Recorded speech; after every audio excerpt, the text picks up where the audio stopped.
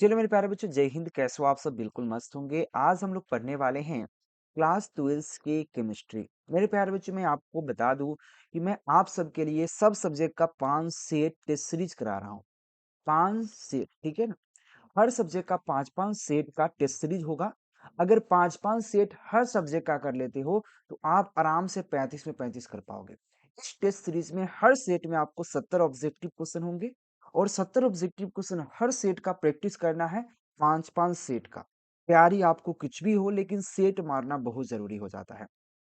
BM inter exam 2026 Bihar board स्टूडेंटों के लिए मेरे प्यारे बच्चों, रसायन विज्ञान यानी कि केमिस्ट्री का क्लास होने वाला है, टेस्ट सीरीज नंबर 1। तो आप सभी से रिक्वेस्ट है, फटाफट चैनल को सब्सक्राइब करके शेयर जरूर कीजिएगा। तो सबसे पहला नंबर क्वेश्चन आपके सामने कुछ इस प्रकार से, जवाब आप लोग फटाफट कमेंट बॉक्स में लिखते चलिए। और मेरा प्यारे बच्चों, टाइम आपको 1 बजे दोपहर और शाम को 7 बजे, ये आप जरूर टाइम याद रखेंगे। ये रात का टाइम समय का है, ये आपके दोपहर का टाइम है, ठीक है ना? तो अभी जो क्लास होने वाला है, ये दोपहर वाला ही क्लास होने वाला है, याद रहे, ठीक है? तो सबसे पहला नंबर क्वेश्चन कहता है, यहाँ पे कैल्शियम फॉर्मेट के शुष्क स्रावन से प्राप्त होता है। तो कैल्शियम फॉर्मेट के शुष्क स्रावन से प्राप्त होता है HCHO प्राप्त होता है। ऑप्शन ए राइट हो जाएंगे। आप लोग जवाब में कोई कोताही मत कीजिए।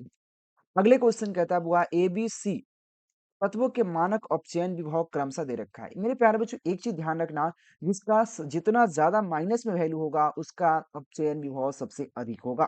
अगर बात की जाए, यहाँ पर देखा जाए तो माइनस में ये वाला ऑप्शन यानी कि बी वाला, ये आपका ए है, ये आपका सी है। तो सबसे ज्यादा आपका बी है, उसके बाद कौन है? उसके बाद आपका सी है, क्योंकि ये सबसे थोड़ा सा जितना कम वैल्यू है उतना अधिक उसका अपचयन विभव होगा। यानी कि उसके बाद क्या हो जाएगा? सी हो जाएगा, उसके बाद आपका ए हो जाएगा। यानी कि ऑप्शन आपको क्या हो जाएंगे? डी राइट हो जाएंगे मेरे प्यारे बच्चे 2 नंबर क्वेश्चन के लिए, ठीक है? एक बार क्या करेंगे आप लोग, अपने तरफ से शेयर करके चैनल सब्सक्राइब जरूर कर लीजिएगा। चलिए, अगले क्वेश्चन की बनने का प्रयास करते हैं मेरे प्यारे बच्चों। अगला क्वेश्चन क्या कहता है? 3 नंबर क्वेश्चन, एंजाइम क्या है? एंजाइम प्रकार का प्रोटीन का भाग होता है, यानी कि ऑप्शन सी हो जाएगा 3 नंबर क्वेश्चन के लिए। अगले क्वेश्चन की बात कर लेते हैं। क्वेश्चन कहता है यहाँ पे, सल्फर एडको का सांद्रण किया जाता है। तो सल्फाइड एस्को का जो सांद्रण होता है, इसके लिए वो फेन उत्प्लावन विधि से कर सकते हैं, यानी कि ऑप्शन इरेक्ट हो जाएंगे, फेन उत्प्लावन विधि। आप लोग फटाफट प्रैक्टिस करते चलिएगा। मेरे प्यारे बच्चों, 5 नंबर क्वेश्चन बनने से पहले मैं बता दूं आप सभी के लिए 400 ऑब्जेक्टिव मोस्ट वीवीआई क्वेश्चन, 100 लघुत्तरीय और 20 दीर्घोत्तरीय प्रश्न उत्तर लेके आए हैं। इतना क्वेश्चन आप कितने दिन में क्लियर कर पाएंगे? एक दिन में अगर 40 ऑब्जेक्टिव याद करते हैं तो 10 दिन में आपका कितना हो जाएगा? 400 ऑब्जेक्टिव क्लियर हो जाएगा। एक दिन में 10 शॉर्ट क्वेश्चन याद करते हैं तो 10 दिन में आपका क्या हो जाएगा? 100 शॉर्ट क्वेश्चन क्लियर हो जाएगा। एक दिन में 2 लॉन्ग क्वेश्चन याद करते हैं तो 10 दिन में आपका 20 लॉन्ग क्वेश्चन याद हो जाएगा। यानी कि आप एक दिन में 2 घंटा पढ़ते हैं तो 2 घंटा में 40 objective, 10 short question, 2 long question, मुझे आशा है बिल्कुल आप याद कर पाएंगे। और 10 दिन बाद आपको 400 objective, 100 short question, 20 long question, एक विषय का याद रहेगा। अगर आप 2 घंटा एक विषय पर देते हो, 5 विषय का देते हो, तो 5 दूना 10, यानी कि 10 घंटा में 5 विषय क्लियर कर पाएंगे। यानी कि 10 दिन में आप हर सब्जेक्ट का 400 objective, 100 short question, 20 long question को आप पढ़ पाएंगे। और मैं आपको गारंटी देता हूं कि इतना अगर पढ़ लेते हो तो आप आराम से 80% अभी से भी कर लेते हो। यानी कि 10 दिन में 400 प्लस। अगर 400 प्लस नहीं होगा, 380 होगा, 390 होगा भाई, 395 होगा, 375 होगा। अगर पहले से थोड़ा-मोड़ा पढ़े होंगे तो 420 होगा, आराम से हो जाएगा। टिंडल प्रभाव क्या है? तो यह नोट्स आप दिए गए नंबर पर कांटेक्ट करके ले सकते हो। 91 17 82 30 62, या केकेजी क्लासेस का ऐप इंस्टॉल कर लीजिए। टिंडल प्रभाव क्या है? टिंडल प्रभाव एक प्रकार का क्या होता है मेरे प्यारे बच्चों? तो यह क्या दर्शाता है? तो टिंडल प्रभाव किसमें संभव है? तो सॉल्व में संभव है, यानी कि ऑप्शन सी हो जाएंगे। फटाफट आप लोग एक बार शेयर कीजिए। अगला क्वेश्चन कहता है यहाँ पे क्वेश्चन है, एल्किल हैलाइड एवं सोडियम धातु के बीच अभिक्रिया कहलाता है। तो एल्किल हैलाइड एवं सोडियम धातु के बीच जो अभिक्रिया होता है उसे हम लोग बुर्ज अभिक्रिया कहते हैं, यानी कि ऑप्शन आपको ए राइट हो जाएगा, बुर्ज अभिक्रिया कहा जाता है।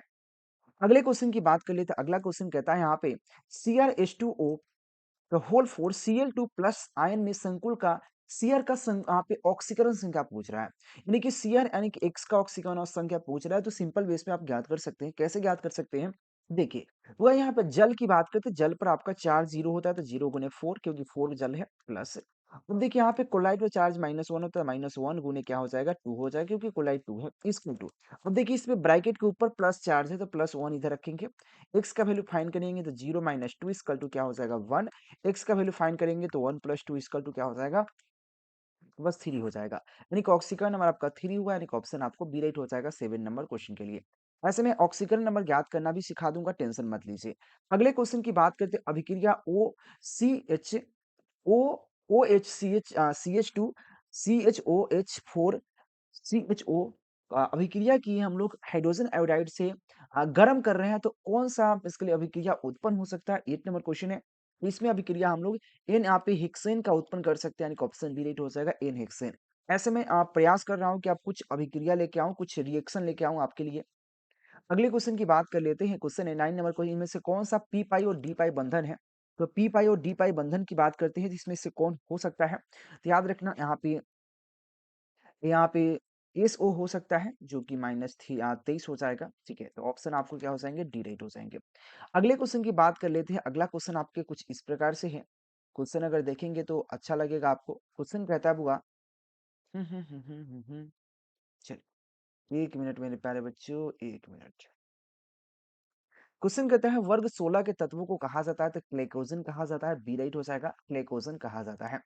अगले क्वेश्चन की बात कर लेते हैं। अगला क्वेश्चन है कि प्रथम संक्रमण श्रेणी का उच्चतम अक्सीकरण अवस्था प्रदर्शित करने वाला तत्व कौन है? मैग्नीज। मैग्नीज सबसे ज्यादा उच्चतम अक्सीकरण अवस्था प्रदर्शित करता है, ऑप्शन डी हो जाएगा 11 नंबर क्वेश्चन के लिए। मैं आप सबको फास्ट चलूंगा, बहुत कम टाइम में हम प्रयास कर रहे हैं, क्योंकि आपका प्रैक्टिस करना है कि आपको भाई वहां पर टाइम मिलेगा 1 घंटा। 1 घंटा में ऑब्जेक्टिव क्वेश्चन का जवाब मैं लिख करके अपना पूरा डिटेल फिल करके 1 घंटा बाद आपको ऑब्जेक्टिव छीन ली जाएगी, यानी कि ऑब्जेक्टिव 35 ऑब्जेक्टिव का क्वेश्चन के लिए आपको मात्र 30 मिनट दी जाएगी, क्योंकि 30 मिनट में आपको लिखना, कलर करना, अपना पूरा डिटेल भरना, क्वेश्चन को पढ़ना, वहाँ पे एडजस्ट होने में ही समय खत्म हो जाता है।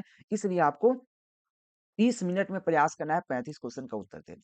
तो प्रैक्टिस करना है, ठीक है? निम्नलिखित में से किस तत्व में 4F ऊर्जा स्तर क्रमिक रूप से बढ़ता है? तो लिंथेनाइट में, यानी कि ऑप्शन आपको ए राइट हो जाएगा, लिंथेनाइट इज द राइट आंसर। अगले क्वेश्चन की बात कर लेते हैं। अगला क्वेश्चन है किसी सेल का अभिक्रिया किसी समय अवस्था पर सेल के विद्युत वाहक बल होता है, यानी कि सिंपल कहा किसी सेल अभिक्रिया की समय अवस्था पर सेल का विद्युत वाहक बल क्या होता है? तो उस सेल का जो विद्युत वाहक बल होता है वह कितने होते हैं? वह बेसिकली शून्य होता है समय अवस्था पे, यानी कि ऑप्शन आपको बी राइट हो जाएगा। समय अवस्था होता है जब समय शुरू हुआ रहता है। अगले क्वेश्चन कहता है निम्नलिखित में से कौन सा बंधन सबसे ज्यादा प्रबल है? सबसे ज्यादा प्रबल बंधन की बात करते हैं, तो प्रबल बंधन की बात की जा रही है, तो जवाब देने के प्रयास कीजिएगा। अगर जवाब पता है तो फटाफट जवाब देने के प्रयास करेंगे। याद रखना क्लोराइड के बीच का बंधन सबसे ज्यादा मजबूत होता है, उनका ऑप्शन बी राइट हो जाएगा, ठीक है? अगले क्वेश्चन की बात कर लेते हैं मेरे प्यारे बच्चों। अगला क्वेश्चन क्या है? अगले क्वेश्चन के तहत विटामिन ए कहलाता है। तो विटामिन ए को हम लोग क्या कह सकते हैं? तो विटामिन ए एक प्रकार का रेटिनॉल होता है, यानी कि ऑप्शन बी राइट हो जाएंगे, रेटिनॉल होता है मेरे प्यारे बच्चों, ध्यान दे देंगे। ठीक है? चलिए, अगले क्वेश्चन की बात करें। वॉइस में किसी प्रकार की दिक्कत होगा तो बेझिझक आप बता सकती हैं। क्वेश्चन है हमेशा स्वतंत्र अवस्था में पाया जाने वाला धातु कौन है? तो हमेशा स्वतंत्र अवस्था में पाया जाने वाला धातु आपका सोना होता है, गोल्ड होता है, यानी कि ऑप्शन ए राइट हो जाएगा 16 नंबर क्वेश्चन के लिए। ठीक है? अगले क्वेश्चन देखने का प्रयास करेंगे। अगला क्वेश्चन है कि लोहे में जंग लगने से रोकने का सबसे अच्छा तरीका क्या है? अगर लोहे में जंग लग गया, उसको रोकना सबसे अच्छा तरीका है कि जिंक का लेप चढ़ा दीजिए। आप लोग केकेजी क्लास का ऐप इंस्टॉल कर लीजिए और साथ में दिए गए नंबर पर संपर्क करके मोस्ट इंपोर्टेंट क्वेश्चन को प्राप्त कर लीजिए, सी राइट हो जाएंगे। अगले क्वेश्चन की बात कर लेते हैं। अगला क्वेश्चन क्या कहता है? क्वेश्चन कहता है इथॉक्सी इथेन क्या है? तो इथॉक्सी इथेन C2H5 वो C2H5 हो जाएगा। ये इथॉक्सी इथेन का सूत्र होता है। तो C2H5 यानी कि ऑप्शन सी हो जाएंगे। देखिए 18 नंबर क्वेश्चन के लिए बहुत प्यारा सा क्वेश्चन है। ठीक है। अगला क्वेश्चन कहता है निम्नलिखित में से किसे मैग्नीशियम है? इनमें से कौन है कि यहाँ पे क्वेश्चन कहता है मैग्नीशियम इनमें से किसमें मैग्नीशियम होता है? 19 नंबर क्वेश्चन कहा गया। तो मैग्नीशियम बेसिकली यहाँ पे क्लोरोफिल में होता है, यानी कि ऑप्शन राइट हो जाएगा क्लोरोफिल में। ठीक है। अगले क्वेश्चन की बात करें मेरे प्यारे बच्चों। क्वेश्चन कहता है कि अभिकारक अणुओं को उत्पाद में परिवर्तित होने के लिए आवश्यक न्यूनतम ऊर्जा चाहिए, तो उसे हम संक्रियण ऊर्जा कहते हैं। अगर अभिकारक से उत्पाद बनाना है तो उसे हम अधिकतम जो न्यूनतम ऊर्जा चाहिए उसे हम संक्रियण ऊर्जा कहते हैं। सी राइट हो जाएंगे, ध्यानपूर्वक समझ लीजिएगा। ऑप्शन आपको सी राइट हो जाएंगे। अगले क्वेश्चन की बात कर लेते हैं। अगला क्वेश्चन कहता है बुआ कि यहाँ पे भौतिक अधिशोषण के आप ऊष्मा लगभग होता है कैलोरी जूल के बात करते हैं, कैलोरी जूल पर मोल का, तो 20 से 40 कैलोरी जूल पर मोल के अनुसार से होता है भौतिक अधिशोषण की अभिक्रिया, यानी कि ऑप्शन आपको ए राइट हो जाएंगे। अगले क्वेश्चन की बात करें मेरे प्यारे बच्चों। अगला क्वेश्चन आपसे कहा गया, क्वेश्चन कहता है यहाँ पे फॉर्मेल्डिहाइड को सोडियम हाइड्रोक्साइड के विलयन में गर्म किया जाता है तो प्राप्त होता है। अगर फॉर्मेल्डिहाइड को सोडियम हाइड्रोक्साइड के विलयन में गर्म करते हैं तो क्या प्राप्त कर सकते हैं? ये क्वेश्चन आपसे कहा गया, बहुत प्यारा सा क्वेश्चन है। इसे प्राप्त कर सकते हैं मिथिल एल्कोहल प्राप्त कर सकते हैं, यानी कि सी राइट हो जाएगा मिथिल एल्कोहल। मैं अभी सबका 5-5 सेट कराने वाला हूं, तो ध्यानपूर्वक आप लोग कर लीजिए। निम्नलिखित में से किसे कृत्रिम मीठा अभिकर्ता कहते हैं? तो कृत्रिम मीठा यहाँ पे अभिक्रिया कौन है? या अभिक्रिया बेसिकली यहाँ पे मीठा अभिक्रिया कौन है? ये क्वेश्चन आपसे कहा गया 23 नंबर क्वेश्चन है। तो याद रखना यहाँ पे सेक्रीन या यहाँ पे स्पाइरमेट और सोडियम असाइक्लोमेट, ये तीनों के तीनों क्या है? कृत्रिम मीठा भी करता है। यानी कि 23 नंबर क्वेश्चन के लिए डी राइट हो जाएंगे। अगले क्वेश्चन की बात कर लेते हैं। क्वेश्चन है, निम्नलिखित में से कौन सा प्राकृतिक बहुलक है? प्राकृतिक बहुलक कौन है मेरे प्यारे बच्चों? 24 नंबर क्वेश्चन आपसे कही जा रही है। प्राकृतिक बहुलक बात करते हैं, प्रोटीन आपका प्राकृतिक बहुलक है। ऑप्शन के अनुसार बात करें, ऐसा तो बहुत सारा प्राकृतिक बहुलक अंतर्गत आते हैं, लेकिन हम ऑप्शन के अनुसार बात करें तो ऑप्शन आपको सी हो जाएंगे, सॉरी ऑप्शन ए हो जाएंगे। निम्नलिखित में से कौन सा यहाँ पे अक्रिस्टलीय ठोस है? अक्रिस्टलीय ठोस की बात करते हैं तो अक्रिस्टलीय ठोस कौन है मेरे प्यारे बच्चों? तो यहाँ कांच आपका अक्रिस्टलीय ठोस का उदाहरण, यानी कि ऑप्शन सी हो जाएंगे।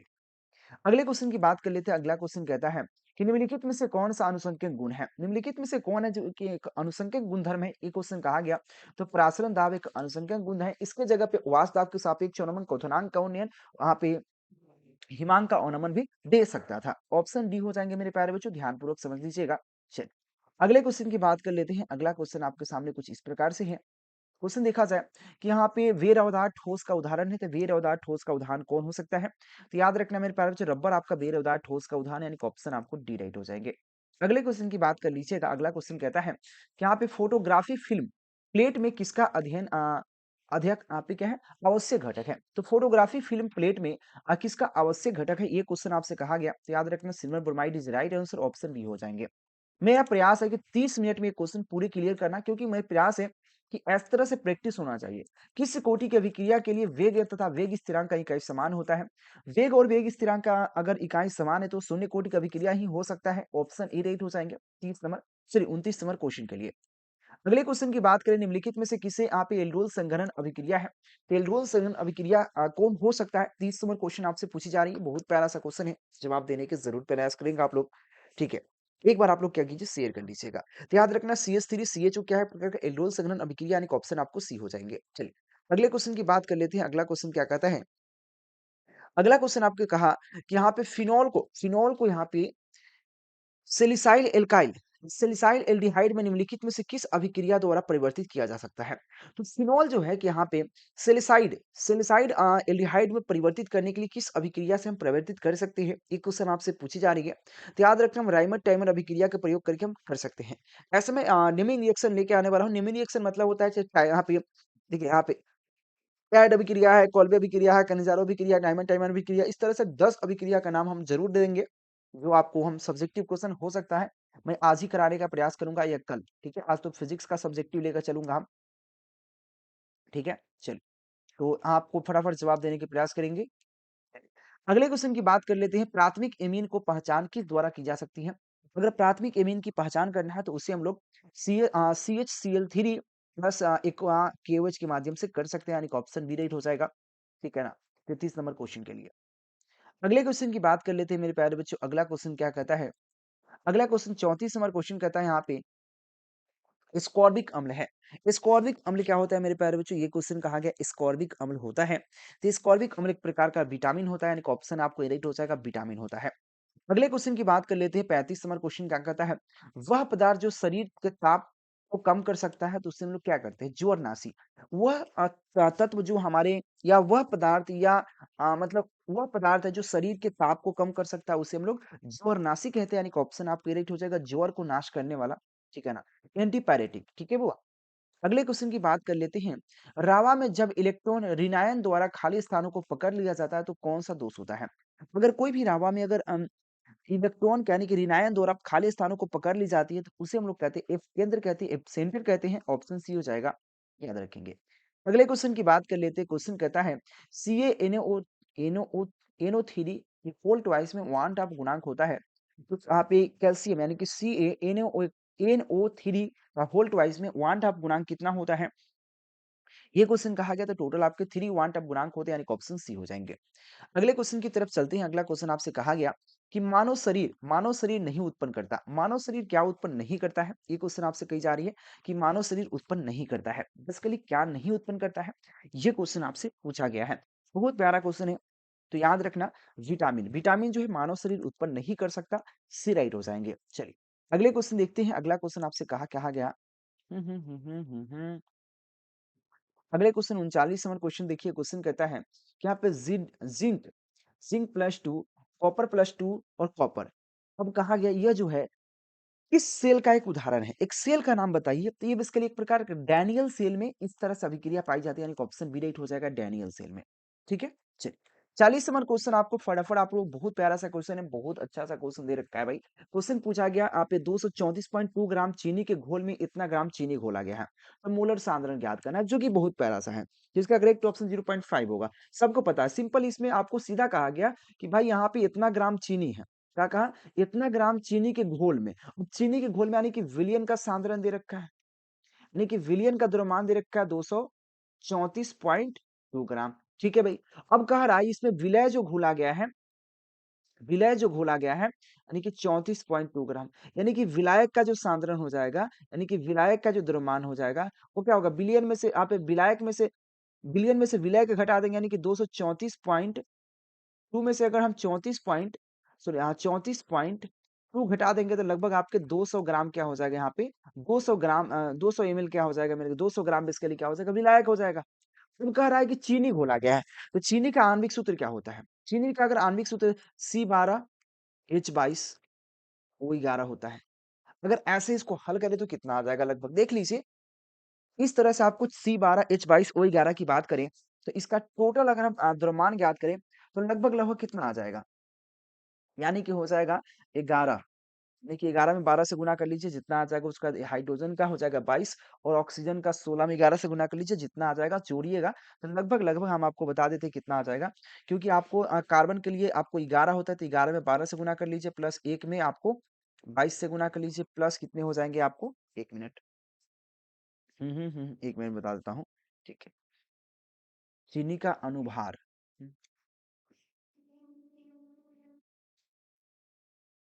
हम्म, हम्म, हम्म, हम्म, हम्म, आपका हो जाते हैं। चीनी का अनुभार क्या हो जाएगा? लगभग कार्बन का होता है वो 12। 12 में 12 से गुना कर लीजिए और उसके बाद हो जाएगा ऑक्सीजन का हो जाएगा 16। 11 गुने 16, यानी कि टोटल जोड़ेंगे लगभग आपका देखिए अप्रोक्स आता है 342 आता है। 342 आएगा, या टोटल कितने आएंगे वो? 342 आएंगे। ठीक है वो। तो 342 आपके टोटल अनुभार आएंगे जोड़ने पर। अब कहता है बुआ, तो विलय का ये अनुभार आ गया, तो विलय की मोलों की संख्या ज्ञात करने का सूत्र क्या होता है? विलय की मोलों की संख्या ज्ञात करने का सूत्र क्या होता है? तो ये होगा विलय का मोलों की संख्या अगर ज्ञात करना है, इसे भी आसानी से ज्ञात की जा सकती है। कैसे ज्ञात कर सकते हैं? तो विलय का मोलों की संख्या ज्ञात करने के लिए विलय का आणविक भार बटे विलय का भार, यानी कि विलय का भार। ठीक है होगा। तो क्या होता है होगा, इसको अगर ज्ञात करना है तो इजी से आप की जा सकती है आसानी से। देखिए कैसे। तो विलय का अनुभार बटे क्या हो जाएगा? आ, विलय का अनुभार क्या है हुआ? विलय का द्रव्यमान 234,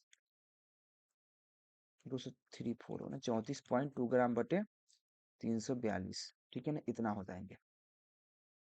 234 थोड़ी है भाई, 34 ग्राम है क्या भाई? हम भी पागल है।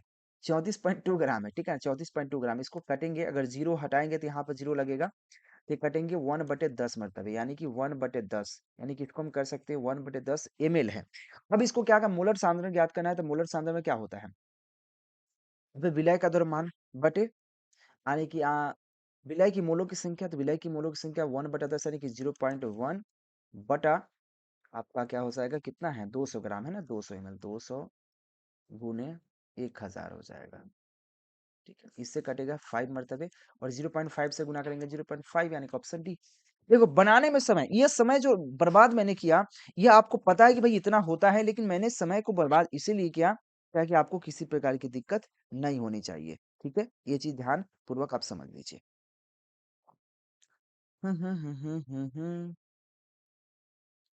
चलिए, तो एक बार आप लोग शेयर करिएगा फटाफट। 40 नंबर क्वेश्चन में मैंने समय बहुत ज्यादा लगाया। अगले क्वेश्चन की बात कर लेते हैं। अगला क्वेश्चन क्या कहता है? क्वेश्चन कहता है आईयूपीएसी यानी कि उपैक प्रणाली में एसीटोन का नाम क्या होता है? उपैक प्रणाली यानी कि आईयूपीएसी नेम में उस एसीटोन का नाम क्या होता है? ये क्वेश्चन कहा गया।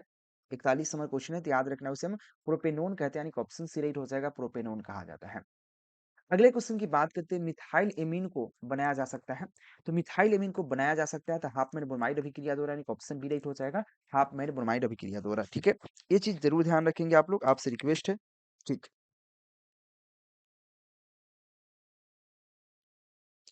अगले क्वेश्चन की तरफ चलते हैं। अगला क्वेश्चन आपके सामने है, थोड़ा-सा आवाज़ बढ़ गया होगा। ठीक है। अगला क्वेश्चन क्या है मेरे प्यारे बच्चों? अगला क्वेश्चन आपके सामने है। क्वेश्चन कहता है 0.0 एम ग्लूकोज विलयन की तुलना में 0.01 ml MgCl2 के विलयन का हिमांक अवनमन क्या होगा? उसका हिमांक अवनमन लगभग बेसिकली क्या हो जाएगा? 3 गुना हो जाएगा, यानी कि ऑप्शन सी राइट हो जाएगा। लगभग आपका 3 गुना हो जाएगा। अगले क्वेश्चन कहता है कि प्रगलन विधि से धातु का पे ऑक्साइड के अपचयन में प्रयुक्त होता है। तो प्रगलन विधि में धातु के ऑक्साइड के अपचयन में प्रयुक्त होता है। तो धातु के ऑक्साइड में अपचयन में कौन प्रयुक्त होता है? तो कार्बन होता है, यानी कि ऑप्शन सी हो जाएगा, सॉरी ऑप्शन बी हो जाएगा कार्बन। ठीक है, याद रखेंगे। अगले क्वेश्चन की बात करें, रासायनिक आप अधिशोषण की कितनी परतें होती हैं? तो रासायनिक अधिशोषण की टोटल परत कितने होते हैं? टोटल एक परत ही होता है, यानी कि ऑप्शन ए राइट हो जाएगा। ठीक है, अगले क्वेश्चन की बात कर लेते हैं। अगला क्वेश्चन आपसे कहा जाता है, क्वेश्चन कहता है यहाँ पे क्वेश्चन कहता है निम्नलिखित में से कौन सा गुण भौतिक अधिशोषण का है? तो भौतिक अधिशोषण का गुण कौन है? तो अविशिष्ट भौतिक अधिशोषण का गुण कौन सा है? यहाँ पे 46 नंबर क्वेश्चन कहा भौतिक अधिशोषण का गुण क्या है? उच्च विशिष्टता नहीं, अविशिष्टता है, यानी कि ऑप्शन सी राइट हो जाएगा। भौतिक अधिशोषण का गुण क्या हो सकता है? ठीक है, यही क्वेश्चन कहा गया। चलिए, अगले क्वेश्चन की बात कर लेते हैं। दूध निम्नलिखित में से किसका उदाहरण है? तो दूध बेसिकली किसका उदाहरण है? तो दूध आपका शॉल का उदाहरण है। 1 मिनट मेरे प्यारे बच्चों, यहाँ पर 1 मिनट वेट करना। बात करें इससे पहले दूध किसका उदाहरण है मेरे प्यारे बच्चों? तो दूध बेसिकली किसका उदाहरण है? पहले जवाब देने का प्रयास कीजिएगा फटाफट। दूध किसका उदाहरण है? ठीक है, दूध किसका उदाहरण है? बेसिकली पायस का उदाहरण है, यानी कि ऑप्शन ए राइट हो जाएगा, पायस का उदाहरण है। लेकिन मुझे भौतिक अधिशोषण में भी थोड़ा-सा डाउट है, तो मैं इसको क्लियर करने का प्रयास कर लेता हूँ। यहाँ पे क्वेश्चन कहा निम्नलिखित में से कौन-सा भौतिक अधिशोषण है? भौतिक अधिशोषण का उदाहरण है, प्लीज़ जवाब दीजिएगा। भौतिक अधिशोषण का उदाहरण कौन है? ये क्वेश्चन आपसे कही जा रही है। भौतिक अधिशोषण का उदाहरण कौन है? ये क्वेश्चन का तो बिल्कुल सही है, विशिष्ट सही है, बिल्कुल नो डाउट, ठीक है। मुझे कन्फर्म होना था बच्चे लोग से, ठीक है, क्योंकि बिल्कुल आपने सही बताया, इसलिए मुझे कोई दिक्कत नहीं है, थैंक यू। लेकिन कभी-कभी अगर डाउट होता है तो मुझे हम चाहते हैं कि भाई डाउट नहीं होने चाहिए, डाउट को क्लियर करके चलिए, क्योंकि डाउट जो होता है ना मन में आपको हरदम शंका पैदा करेगा। हम वो शंका नहीं चाहते हैं।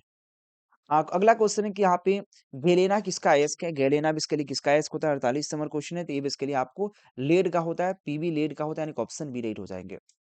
अगले क्वेश्चन की बात कर लेते हैं। 49 नंबर क्वेश्चन है, एक शून्य कोटि अभिक्रिया का वेग a plus B arrow c के लिए दर है। तो c के लिए दर क्या होगा? सिंपल है। अभिक्रिया का जो कोटि कहलाता है, किसी रासायनिक अभिक्रिया के वेग समीकरण में अभिकारक के घातों को अभिक्रिया के कोटि कहते हैं। अगर अभिक्रिया के कोटि की बात की जाए तो सिंपल समझ सकते हैं। अगर देखो यहाँ पे पावर 0, यहाँ पे पावर, दोनों पावर जोड़ेंगे तो इसका वैल्यू 0 आया। यहाँ पावर 1 और 0 जोड़ेंगे तो 1 आया। 0 और 1 जोड़ेंगे तो 1 आया। तो ये आपका प्रथम कोटि, ये प्रथम कोटि, लेकिन आपसे पूछा शून्य कोटि, तो ऑप्शन आपको ए राइट हो जाएँगे। इसके अलावा जो भी ऑप्शन है गलत हो जाएँगे, ठीक है? अगले क्वेश्चन की बात कर लेते हैं। अगला क्वेश्चन क्या कहता है? अगला क्वेश्चन कहता है निम्नलिखित में से कौन-सा CaCl क्रिस्टल की संरचना है? तो CaCl क्रिस्टल की संरचना कौन है? 50 नंबर क्वेश्चन है, तो ऑप्शन ए राइट हो जाएगा। अंतःकेंद्रीय घनीय यानी कि ऑप्शन ए राइट हो जाएगा। एक चीज़ आपको बता दूँ कि अभी तक आपने इंपॉर्टेंट क्वेश्चन नोट्स प्राप्त नहीं किया, तो दिए गए नंबर पर आप संपर्क कर सकते हैं और इंपॉर्टेंट क्वेश्चन का नोट्स प्राप्त कर सकते हैं। जिस तरह से हर साल 10,000 प्लस स्टूडेंट ने नोट्स लेकर कम से कम 400 प्लस करते हैं, तो आप भी सपना को पूरा कर लीजिएगा। निम्नलिखित में से कौन CaC बेसिकली क्रिस्टल करता है? तो यहाँ तक अंतःकेंद्रीय घनी, यानी कि ऑप्शन आपको ए राइट हो जाएँगे 50 नंबर क्वेश्चन के लिए। 51 नंबर क्वेश्चन कहता है निम्नलिखित में से कौन-सी क्रिस्टल तंत्र का एक प्रकार नहीं है?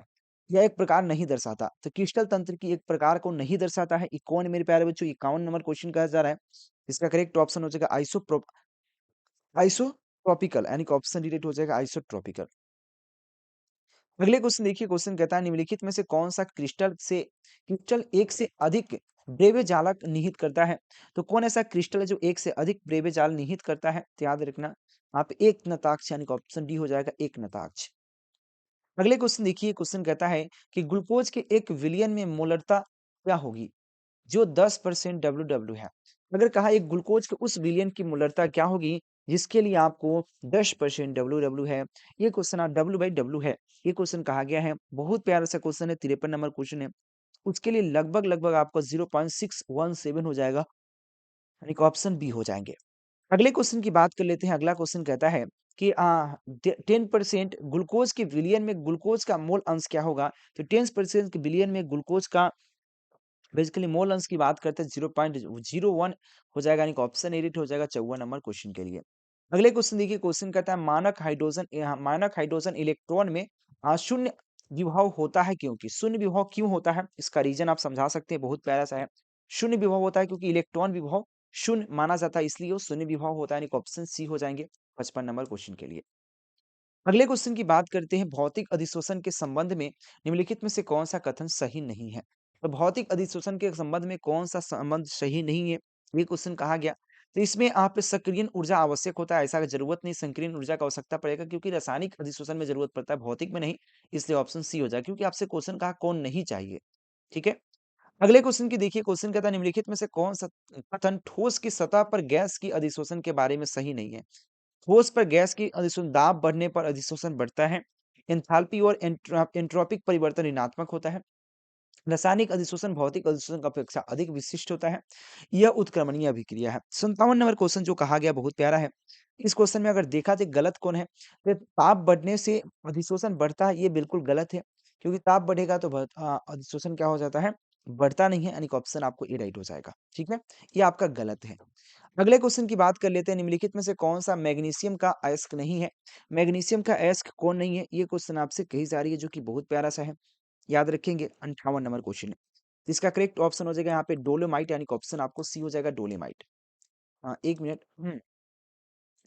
अगले क्वेश्चन की बात कर लेते हैं। अगला क्वेश्चन 69 नंबर क्वेश्चन, निम्नलिखित में से कौन-सा संक्रमण धातु आयन रंगीन है? बेसिकली रंगीन वही हो सकता है, आयन रंगीन की बात करें जो हमारा लेंथ है, क्या बोलते हैं, संक्रमण तत्व हो सकता है। तो संक्रमण तत्व की बात करें, यहाँ पे ऑप्शन बहुत सारा है। इसमें से रंगीन कौन हो सकता है? तो बात करें Zn+2, यानी कि ऑप्शन सी राइट हो जाएगा। अगले क्वेश्चन की बात करें, एक कार्बन परमाणु कम वाले, यानी कि एक कार्बन परमाणु कम वाले एमीन को बनाने के सर्वाधिक आयन विधि है, मतलब आसान विधि है। सबसे आसान विधि कौन है? एक कार्बन परमाणु कम आयन वाले, यानी कि कम काम वाले एमीन को बनाने के लिए, कम वाले एमीन को बनाने के लिए ना, क्वेश्चन थोड़ा-सा उल्टा लग रहा है मुझे। एक कार्बन परमाणु कम वाले एमीन को बनाने के लिए सर्वाधिक आसान विधि कौन है? सबसे आसान तरीका कौन है? ये क्वेश्चन कहा गया, तो हाफमैन ब्रोमाइड अभिक्रिया सबसे आसान तरीका है ना, ऑप्शन सी हो जाएँगे। अगले क्वेश्चन की बात करते हैं। अगला क्वेश्चन आपके सामने है कि यहाँ पे प्रतिलोमी क्वेश्चन है, यहाँ पे प्रतिलोमीन, यहाँ पे शर्करा है। प्रतिलोमीन शर्करा कौन है? तो प्रतिलोमीन शर्करा एक प्रकार का एक आणविक मात्राओं में ग्लूकोज एवं फ्रक्टोज का मिश्रण होता है, ऑप्शन सी हो जाएंगे 61 नंबर क्वेश्चन के लिए। अगले क्वेश्चन कहता है, निम्नलिखित में से कौन सा यौगिक प्राकृतिक में प्रचुर मात्रा में पाई जाती है? एक ऐसा यौगिक का नाम बताइए जो प्राकृतिक में प्रचुर मात्रा में पाई जाती है। ये क्वेश्चन आपसे कहा जा रहा है, जो कि बहुत प्यारा सा है, तो याद रखना, सेलुलोज प्राकृतिक में मुक्त अवस्था में या प्रचुर मात्रा में पाई जाती है। अगले क्वेश्चन की बात कर लेते हैं, ब्यूना एस है, एस में उसका अर्थ क्या होता है? तो ब्यूना एस में बेसिकली एस का जो अर्थ होता है, उसे हम कहते हैं स्टाइरीन कहते हैं, यानी कि ऑप्शन बी राइट हो जाएगा स्टाइरीन। अगले क्वेश्चन की बात करें, 64 नंबर क्वेश्चन कहता है, निम्नलिखित में से कौन सा था यहाँ पे थर्मोप्लास्टिक बहुलक के लिए सही नहीं है? तो थर्मोप्लास्टिक बहुलक के लिए कौन सही नहीं? ऑप्शन देखिए, थर्मोप्लास्टिक रेखीय बहुलक है, बिल्कुल सही बात है। ये गर्म करने पर मुलायम एवं पिघलता है, बिल्कुल सही बात है। पिघले हुए बहुलक को किसी भी आकार में ढाला जा सकता है, बिल्कुल सही बात है। इसमें क्रॉस जोड़े होते हैं जो गर्म करने पर टूट जाता है। जी नहीं, ये गलत बात है। तो इसलिए ऑप्शन डी हो जाएगा। आपसे पूछा गया कौन गलत है, इसलिए ऑप्शन डी हो जाएँगे। अगले क्वेश्चन कहता है, वे औषधि जो आप रिस्पेक्टर रिस्पेक्टर साइट से जुड़ती है तथा उसके प्राकृतिक कार्य को रोकती है, उसे क्या कहते हैं? 65 नंबर क्वेश्चन है, बिल्कुल नया क्वेश्चन है। तो उसे हम कहते हैं यहाँ पे एंटागोनिस्टिक औषधि कहते हैं, एंटागोनिस्टिक औषधि कहते हैं, यानी कि ऑप्शन बी हो जाएँगे। अगले क्वेश्चन की बात कर लेते हैं। क्वेश्चन कहता है यहाँ पे सुक्रोज का सूत्र होता है। क्वेश्चन कहा गया सुक्रोज का सूत्र क्या होता है? सिंपल है। सुक्रोज का सूत्र पूछा गया जो सबसे आसान है, C12H24 O11 सुक्रोज का सूत्र होता है। 1 मिनट मेरे प्यारे बच्चों, C12H24 O11 होता है ना, ऑप्शन बी हो जाएगा सुक्रोज का सूत्र। अगले क्वेश्चन की बात कर लेते हैं। अगला क्वेश्चन है, निम्नलिखित में से कौन-सा गैस एकल परमाणविक है? हीलियम जो होता है एकल परमाणविक होता है, यानी कि ऑप्शन बी हो जाएगा। Helium is the right answer. अगले क्वेश्चन की बात करें, K3FeCN6 में है एक प्रकार का, तो एक प्रकार का उपसंयोजक संख्या है, यानी कि ऑप्शन बी राइट हो जाएगा। कोऑर्डिनेशन कंपाउंड है, यानी कि ऑप्शन बी हो जाएँगे।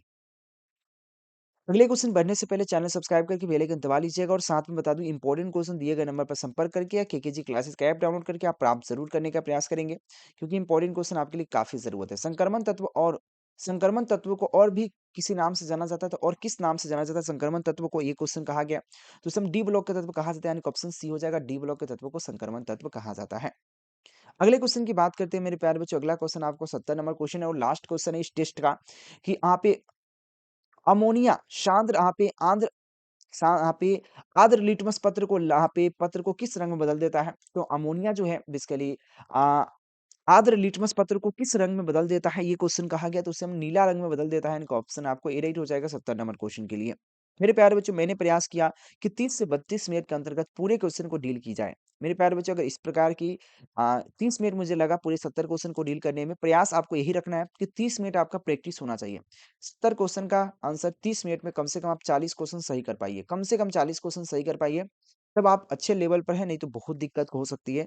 तो मेरे प्यारे बच्चों, आप लोग प्रयास करिए कि पूरा सही हो, कम से कम 30 मिनट में 40 क्वेश्चन 70 में ज़रूर आप करिए सही-सही, ठीक है? अगर इससे कम हो रही है तो फटाफट प्रैक्टिस करते रहिए केकेजी क्लासेस के यूट्यूब चैनल पे। तो चैनल सब्सक्राइब करके बेल आइकन दबा लीजिएगा और दिए गए नंबर पर संपर्क करके इंपॉर्टेंट क्वेश्चन नोट्स प्राप्त कर लीजिएगा। धन्यवाद, take care, bye bye, thank you. मिलता हूँ नेक्स्ट लेक्चर में। जय हिंद।